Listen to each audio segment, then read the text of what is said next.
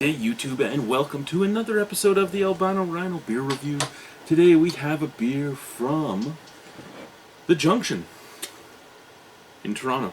This was in the May edition of the brew box. So the greatest thing about the brew box is you get stuff like this, like the Junction beers, that they have 50 different beers, and you can't get there very often because their hour's not the greatest. Their beer is really good, hour's not the greatest. So let's pop this open now. The local option lager is 28 IBU and 4.2% alcohol by volume.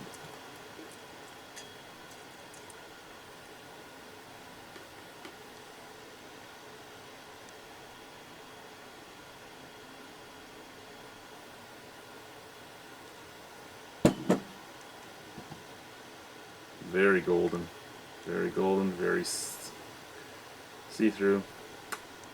Exactly what you'd expect. Golden and see-through.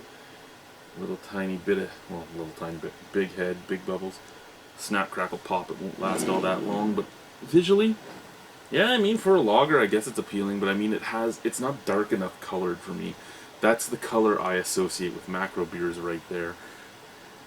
So, visually, though, the head is appealing on it. The fact that the head is sticking around is appealing on it. The color is okay. I mean, the crystal clearness is okay.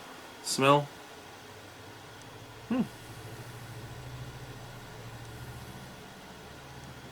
Okay,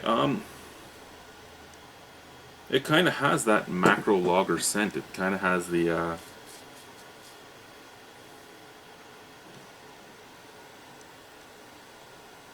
yeah, it has a little bit of a grassy tone, as if it's using noble hops like saws and such. There's a little grassiness to it, and the forefront's almost like plasticine clay, modeling clay.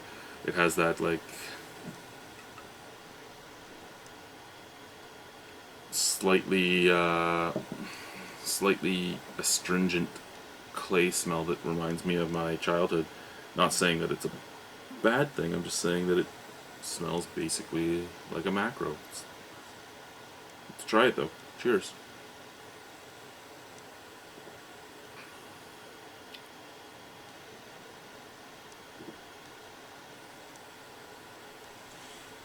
Okay.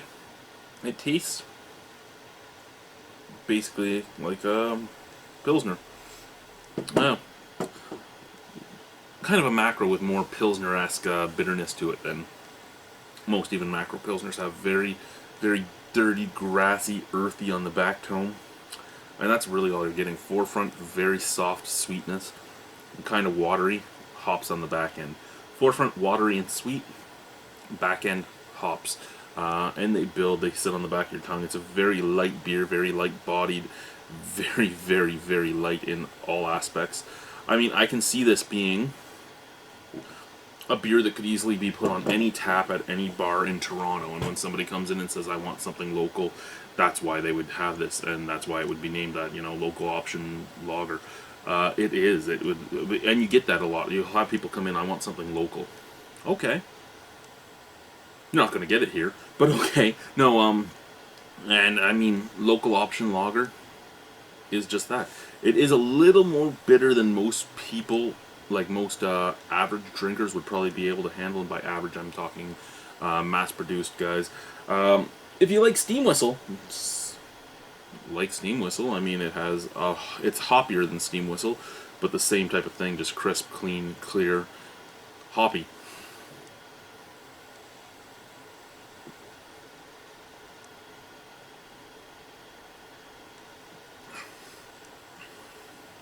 So, visually, unimpressive. Smell, not really there, but I mean, it's a lager. Taste, it's a very clean, crisp drinking beer. I mean, and this is warm. It's been sitting on my chair for a day. And there's still no off flavors whatsoever in it. Everything is great. Chill this a little bit, not fully cold, but chill this a little bit. Serve it cold. That's going to go down so much easier. The bite's not going to be quite as bad, and it's going to be a great little beer. And at 4.2% alcohol, you can drink a shitload of these. I'm going to give this an 8 out of 10. I really do enjoy it. I just don't like the smell of it. That's it. Thank you, guys. Bye.